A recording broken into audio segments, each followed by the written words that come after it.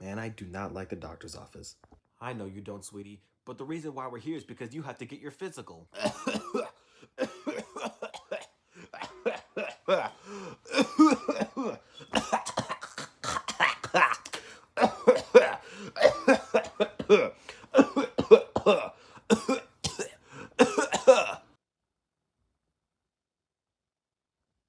I really hate this job.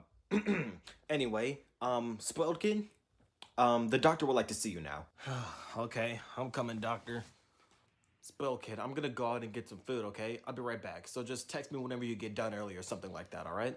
Okay, Mom. Whew, I need to get something to eat because I am hungry like a...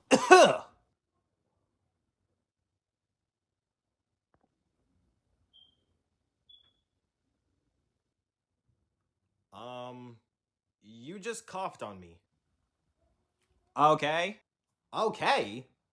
Aren't you gonna say sorry? Now, why would I waste my time doing that? You better respect your elders. All right, look, lady, because this ain't gonna happen today. Either you gonna say sorry or else.